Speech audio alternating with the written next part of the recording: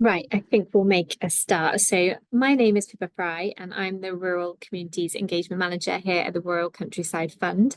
And we're really excited to launch this new programme of investment for rural communities in Northumberland in partnership with the National Lottery Community Fund. So in this webinar, we're just going to do a bit of a run through of the programme. So we're going to cover off how to apply, a bit of a programme overview. So what we're hoping to achieve through this programme, what the types of projects that we're looking to support, what we expect from you if you are awarded funding and what you can expect from us as well.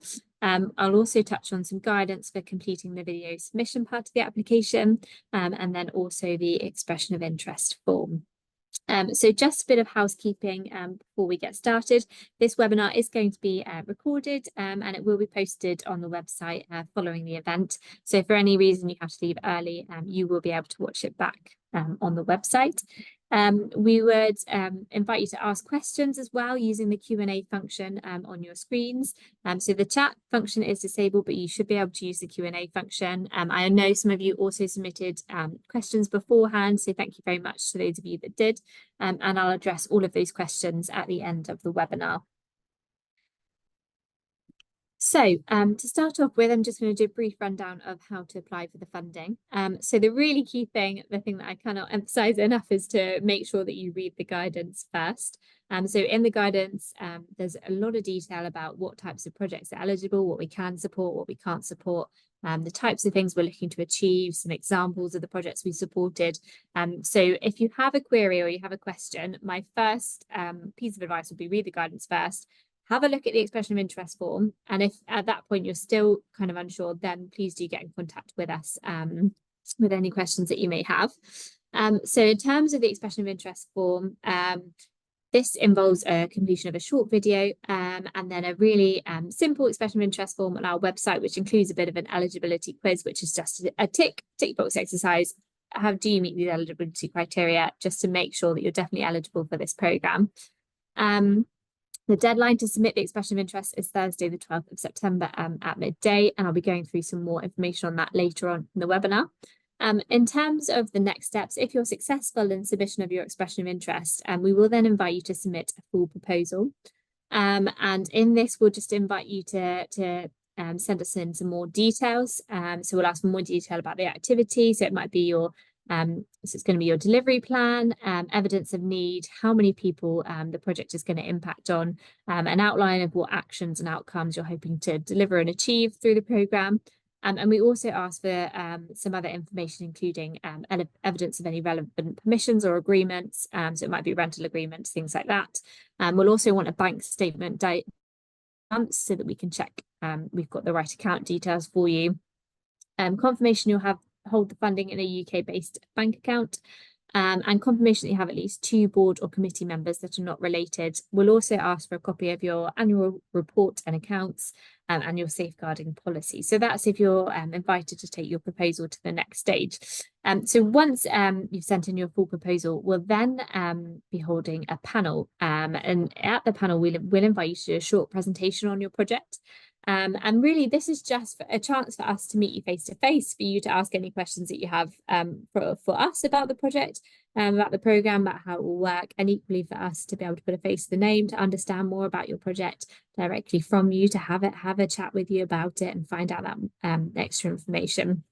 And then our panel will make a final decision and we'll be in touch to let you know whether we're going to fund your proposal or not. So that's kind of an outline of how the application process for this project, this programme will work. And it's actually a new application process that we haven't done before, that we're trialling the expression of interest followed by invitation for full proposal to try and make it a lot simpler for projects to apply.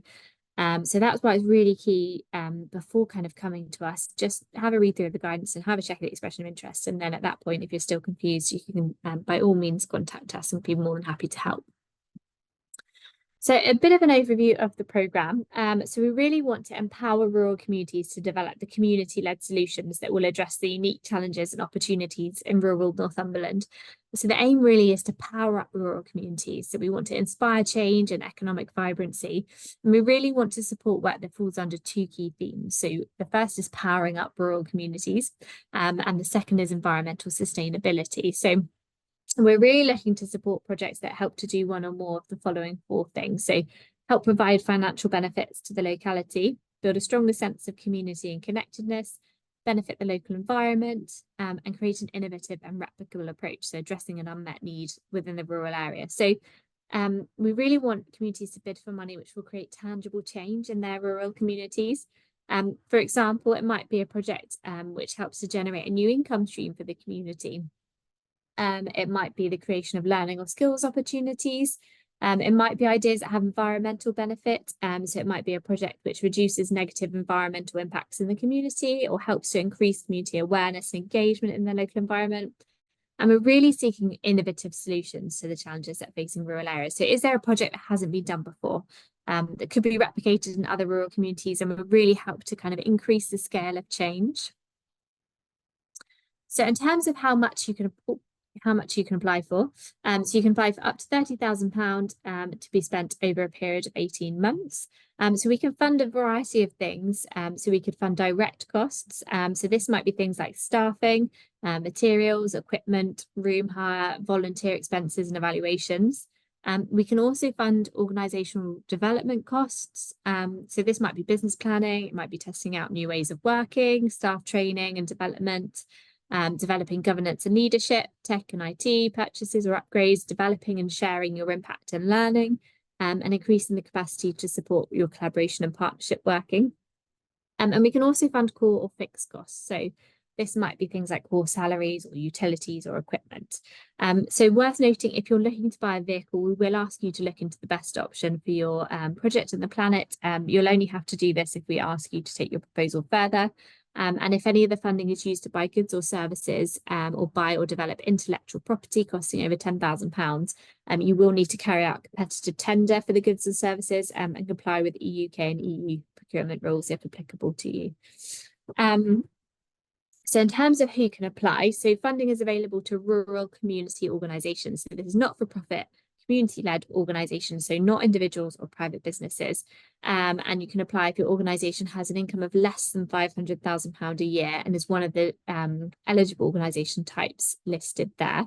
If you're an unincorporated group, it might be appropriate for you to become a company or other type of incorporated organisation, and we suggest that you just have a look into this and see how you think this might work for your organisation.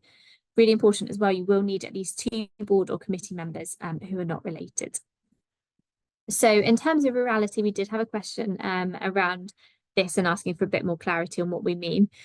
So our support will be focused on isolated rural areas with populations less than 4,000, where the activity is required due to a lack of alternative services in that locality. So this means really that applications from smaller villages and towns or rurally dispersed areas will likely be prioritised over those from larger towns, which might be better served. So the 4,000 is not a hard and fast rule. We appreciate that some larger towns might still be underserved and distant from urban hubs, and we'll assess these on a case-by-case basis. And it's really a case of kind of demonstrating why this project is required and kind of the lack of alternative services that are available. So in terms of types of organisations we're not able to fund, I won't go through this whole list, but I'll just pick out a couple of key ones which I know have been asked in the questions. So we're not able to fund local authorities, and that includes town and parish councils or hospitals and schools. We're also not able to fund sort of uniformed groups such as Scouts, Guides, Sea Cadets, and organisations that are applying to more than one of our funds for the same project over the same period. So that's the key thing. So we can't duplicate funding essentially. And we also can't fund sports clubs and associations. So to support, again, is quite a long list there, I'm conscious. There is the same list in our guidance. So if you want to have a look in more detail, you can do so looking at the guidance on the website. But just to pick up on a couple of these, so we're not able to fund activities which involve capital work to buy or build, refurbish, extend or alter a property. So that includes things like refurbishment, developing external space, purchasing land or buildings, extending buildings. Unfortunately, that's not something we're supporting through this particular programme. We're also not able to support village hall and community asset renovation type activities. So we want to make sure that there is a fair distribution of funding for rural communities across the UK. There is the Platinum Jubilee Village Halls Fund, which is open for applications currently. And we would suggest that if you're looking for a village hall renovation type project, it would be advisable to have a look at that and see whether that might suit your requirements. Also, we can fund religious organisations, but the key thing is that their activity needs to benefit the wider community and not include religious content. We also can't fund consumables. That includes things like food, fuel, or refreshments. So, as I said before, the full details on that are available in the guidance. So what might success look like? What are we trying to achieve through this programme? So the first thing is help provide financial benefits to the local area. So what do we mean by this? So it might be generation of a new or support to build an existing income stream for your community. It might be helping to secure their long-term viability and reduce the reliance on external funding. It could be creation of a circular economy within the community. So it might be that you produce products, which then be circulated within the local economy, focusing on local production for local use, and retaining more of that value and economic activity locally. It might be a project building skills within the community, helping to encourage growth. So it might be that it leads to creation of local employment opportunities or training opportunities are developed. It might be that you're looking to share skills or resources with other organisations and local partnerships are developed, which then help to drive economic growth.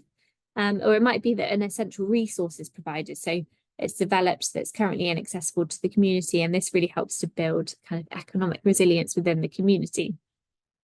So build a stronger sense of community and connectedness. What do we mean by this? So it might be that you develop community leadership or planning approaches. It might be that your activity helps to bring the community as a whole together. So it might increase community cohesion. And the key thing is we're really looking for projects which involve the community as a whole. So rather than kind of one subsection of the community, actually, how will it benefit the wider community as a whole? It might be that the project helps the community to develop a long-term plan for their future and kind of sustain change beyond the lifetime of the funding. And I'll touch on this later, actually, with an example of a project we've funded, which really demonstrates this.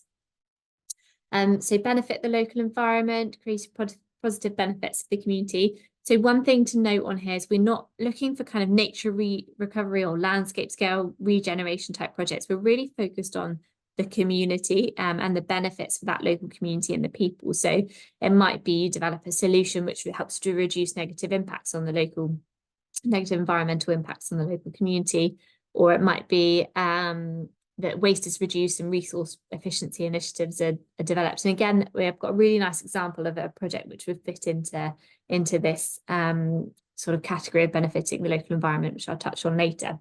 So it might be so your outcome would be create an innovative and replicable approach. So that might be that you're addressing an unmet need which currently exists within the community. It might be that there are existing or emerging issues which you can address through really innovative solutions. Or it might be that the solutions that you've developed you're going to share with other local communities, helping to increase the scale of change. So in terms of the key characteristics we're looking for organisations to demonstrate, so since our inception in 2010, we've funded over 500 projects. And as part of the development of this programme, we went back through our portfolio projects that we supported, and we thought, what is it about those projects which have been really successful, which has made them that way, and what has stood out to us? They've really demonstrated, and we came up with kind of 4 key characteristics which these really successful projects had in common. And that's something we'll really be looking for organisations to demonstrate that are applying to this funding programme. Now, that's not to say that every organisation has to demonstrate all of these, but if you could demonstrate 1 or 2 and how you think you meet these, that'd be fantastic. So the first one, and arguably the most important that we will be really assessing applications quite heavily on, is that the organisations are, and the idea for the project is community-led. So we want you to demonstrate that the need and demand for your project is coming from the community themselves. And that you're kind of actively listening to and engaging and understanding the needs of your community. So rather than someone coming in and saying to the community, we think you need this, it's the community going, actually, we've got a real need for X, Y, or Z, and this project we put together is really going to help to address that. So when it comes to the full proposal, we'll be looking for projects to demonstrate in particular that they kind of actively engage and have spoken to their community. So it might be a community consultation, it might be surveys that they've done, it might be testimonials. So we really want activities to be developed in response to what the community have told you that they need. Working towards a long-term vision, what do we mean by this? We want organizations to be sustainable in the long term. So we want you to have a clear vision or goal for your organization. So you might want to think about, have you done a business plan? What's your plan for the next kind of 5 years? What will this activity allow you to go on and do? So is this funding going to lead to further opportunities for your organization? So will it help to generate an income, enabling further investment in the community? We want to see that this is kind of a stepping stone for you to go on and achieve, bigger and better things, and or have a clear vision for where you want your organization to go next. Facilitate collaboration and connectedness. So we really want to support organizations that are inclusive, accessible and collaborative, that involve the community as a whole. So there's such a fantastic range of skills that exist within rural communities. I really want to see that organizations are tapping into that and are using that local knowledge and skill set. And also that we want to see that organizations are working with others. So are you sharing resources or learning community groups and organizations? Or are you working with local businesses? Or it might be that you kind of develop really strong relationships with other external partners or stakeholders. It's just really demonstrating how you're working with others, or how this project will allow you to do that, and what the benefits of that will be. And then the final key characteristic is demonstrate innovation. So I keep saying the word innovative. We really want to support activities that are creating innovative and replicable solutions to challenges facing rural communities. So you might just want to have a think about what makes your project in particular innovative. So is it something bespoke that you've designed to address a kind of a need that you've identified in your community? If your activity has a potential for scale, so is there scope to share learning and replicate elsewhere? So just going to run through a few examples of the types of projects we've supported previously, which fit under the 2 themes, and equally which really nicely demonstrate those key characteristics. So one, which is based in Cumbria, was Grisdale Arts and the Farmers Arms. So Grisdale Arts, in collaboration with the community, purchased the Farmers Arms and turned it into a rural hub. So this created a space for local people, for creative and business projects to run, hosted training events, volunteer placements, and they host a range of activities and events. So it's so much more than just a pub. It's actually a real hub for the community to come together. And we really like this project because it reached such a large number of local people, and they really demonstrated their impact well. So they had strong kind of statistical evidence of need, as well as also testimonials from local people. And they went beyond simply purchasing the pub and worked with the community to turn it into this fantastic hub, providing a range of local services. So another example is Blackwall Mill Community Association. So this is one which fits really nicely into the environmental sustainability theme. So this project, basically, they run the Derwent Valley Car Club, which is an electric vehicle car club. So people in the local community can hire an electric vehicle to get to appointments or do their shopping or job interviews or whatever it might be.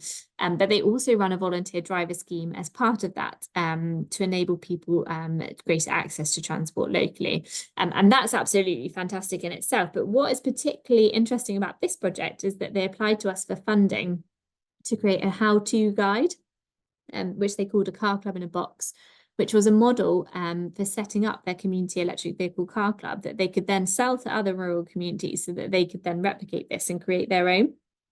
So this is one that we really like because it is so innovative. So the idea that they would not only be securing the kind of long-term viability of their own club by selling this model to other rural communities, but they'd also be kind of increasing the scale of change in other rural communities and helping to reduce isolation and loneliness and that access to transport on a much wider scale. So really innovative, interesting project. So another project is Holy Island 2050. So this really touches on the kind of community leadership and planning approaches that I mentioned earlier. So the idea behind this project was they wanted to create a long-term strategy for their community. So they were facing a number of really significant issues. They wanted to bring together local people to develop that strategy and set out a plan for how they could create a really sustainable and positive future where the island and community could thrive. So what we really liked about it is they brought together the community in working group meetings so they could get to know each other.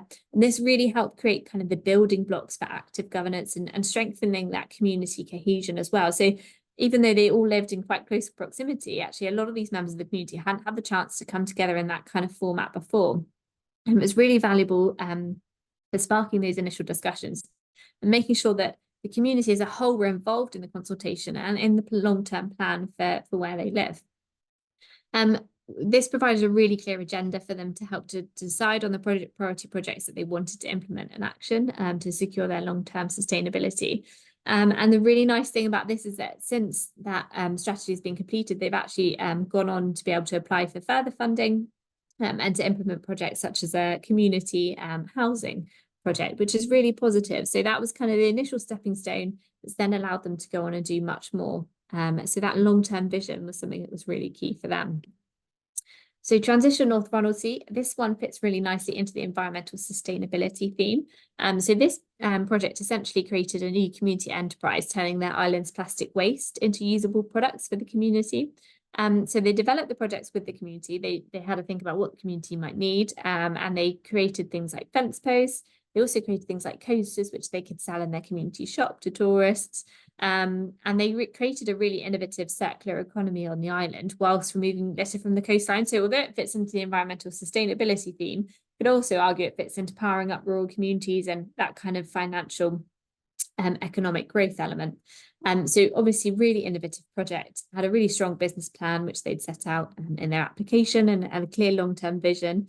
And also sort of multiple additional benefits, which is something that we're really keen for projects to demonstrate. So yes, you've got kind of your obvious benefits. So for them, it was removing litter from the coastline, but it was equally the economic benefits. So they wanted to support local employment. They wanted to generate an income stream for the community. And there's also social benefits as well. So projects that can demonstrate kind of those multiple benefits across economic, environmental, and social, that's something that's really positive and really strong. And then the final example is Colin-Trave and Glenda Rural Development Trust. So this was another really innovative project, and you could argue that it fits under both powering up rural communities or environmental sustainability. And worth noting, that's absolutely fine if you fit under both themes, brilliant. So this project aimed to provide services to what was a really kind of underserviced population. And what they wanted to do this through creating what they called a sustainable local food ecosystem. But essentially, the main part of this project was the introduction of a vending machine market. So local makers and producers could sell their produce in this vending machine market, making it much more accessible to the local community and supporting local producers at the same time. They also hosted regular farmers markets and grew produce by the community for the use in the community food programme. So really nice circular approach to supporting the community. So in terms of what we liked about it, they identified a clear unmet need in the community, and they created this really innovative solution to address it. And it could also be replicated in other rural communities facing similar challenges. So in terms of, apologies. So what to expect from us?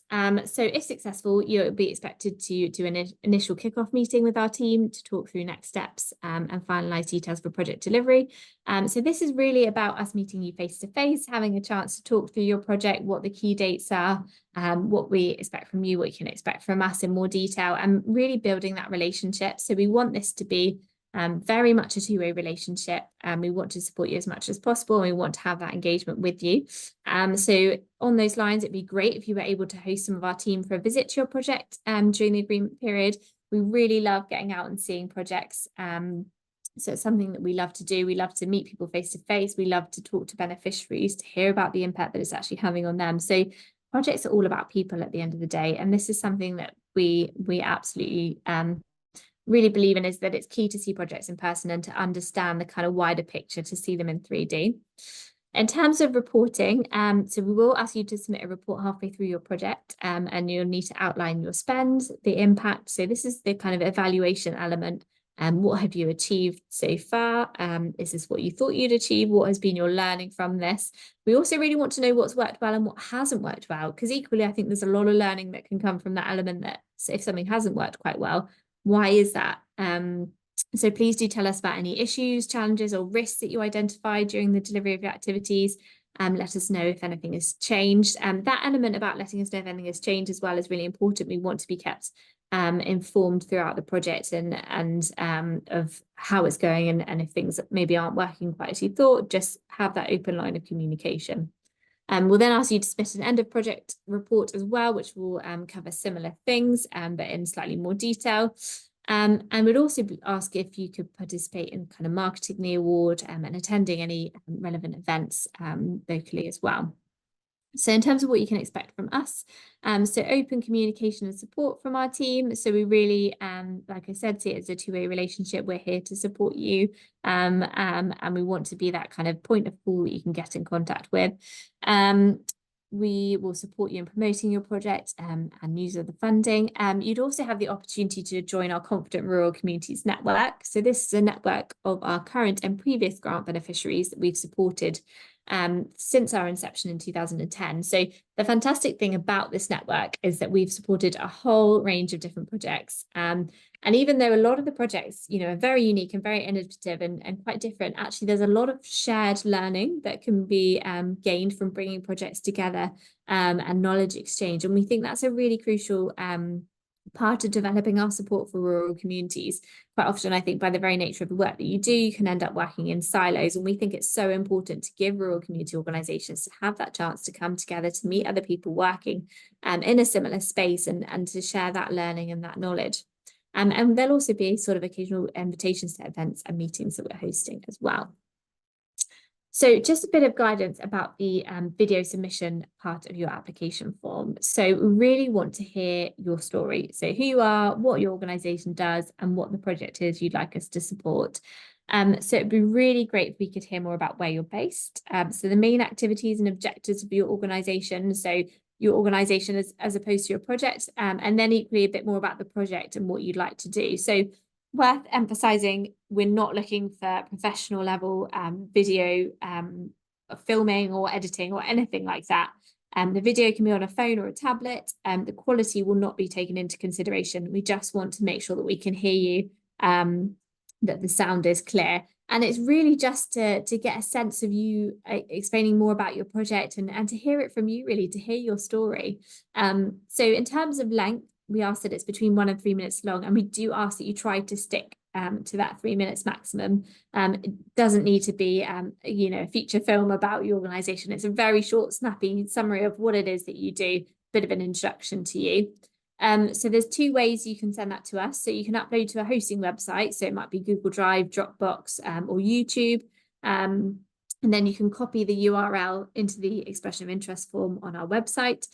Or if it's easier, you can send it via WhatsApp. But if you do send via WhatsApp, please just make sure that you send your name, your organisation name, and your email address with your video. And if you could also let me know if you've already submitted your expression of interest form or if you're going to submit it later on, that'd be really helpful as well. So videos can be portrait or landscape. There's more details on our website as well about how to upload to YouTube and the steps that you can take with that. And if you do have any questions or you're really struggling with that, in the guidance document is my contact details. So please do get in contact. I'd be more than happy to help. And in terms of consent, obviously, if you're going to take videos, people taking part, just make sure you get the consent first. So in terms of the expression of interest form, applications close on Thursday, 12th September at midday. The application form, as I said earlier, starts with an eligibility quiz, which is just a tick box exercise to make sure that you're meeting those eligibility criteria. And then it goes into kind of more detail later on.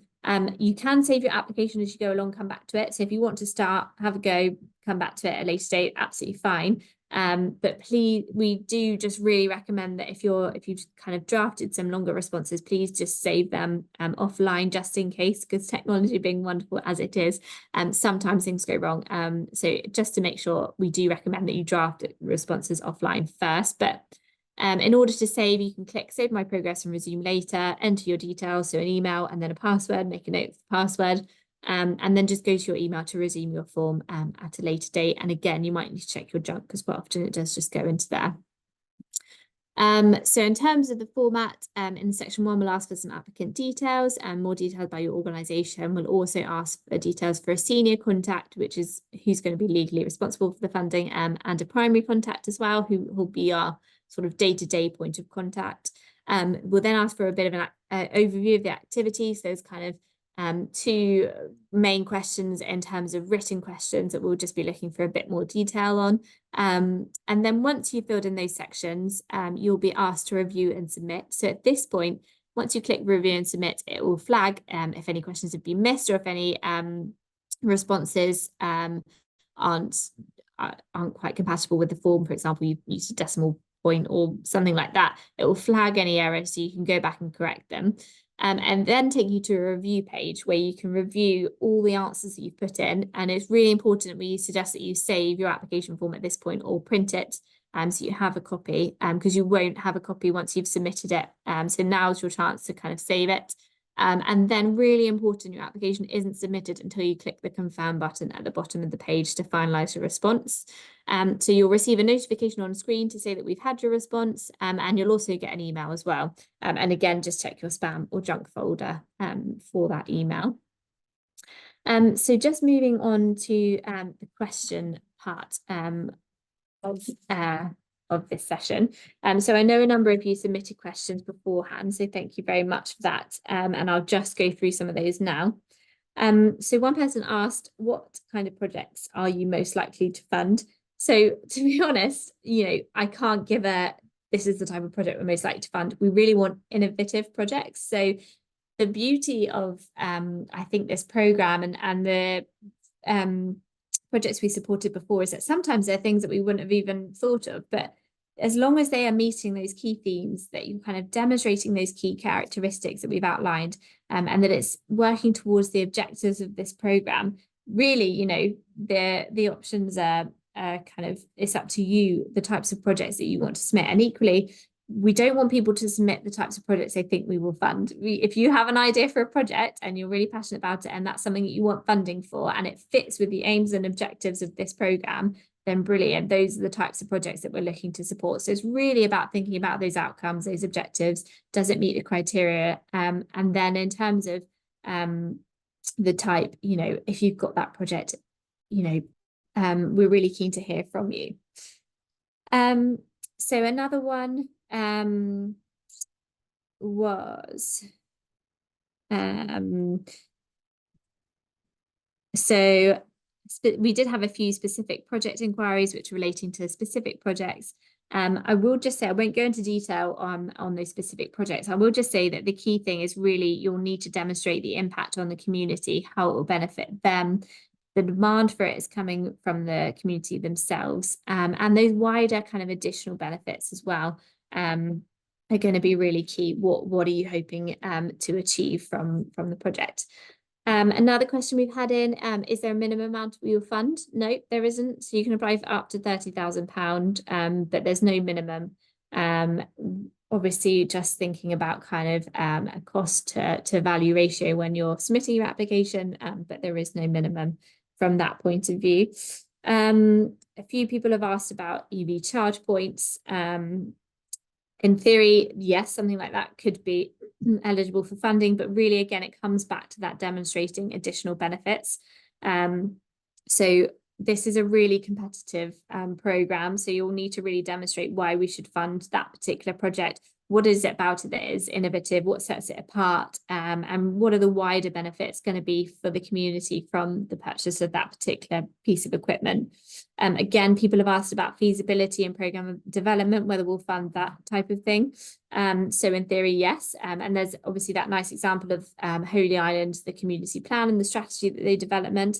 But it's really important, I think, to consider the timeline for this project. So it's 18 months, and that's a firm kind of 18 months. We're not able to provide extensions beyond that. So what outcomes are you going to be able to achieve in that timescale?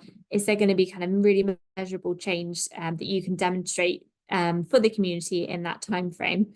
And equally, that the RCF contribution to your project must be at least 10% of the overall project cost. So if it's a feasibility study and the project itself is going to cost 500,000, then that's probably not something that's going to be successful if you were to apply through this scheme. In terms of village halls, so I think I touched on that earlier in terms of eligibility. We would recommend you have a look at the Platinum Jubilee Village Halls Fund for kind of village hall and village hall renovation activities.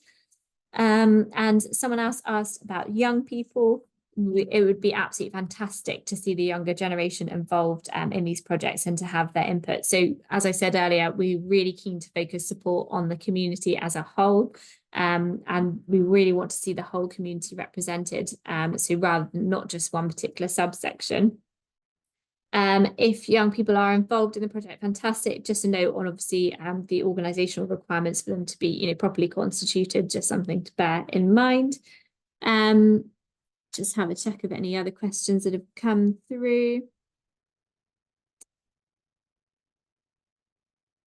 So someone said, will a recording be available? So a recording will be available on the website following this. Someone else said, could funding be used to develop local parish council land for the benefit of the community? So in terms of the eligibility criteria, we wouldn't be able to fund that type of capital activity, unfortunately. So that wouldn't be something we'd be able to support through this. So hopefully that's answered all of your questions. If you do have any other questions, again, please read the guidance first and have a look at the expression of interest. If at that point you've still got queries, please do feel free to get in contact with us, and the details, contact details are in the guidance document. So apart from that, I think we will leave it there for tonight. Thank you very much, all of you, for joining, and we hope to hear from you soon.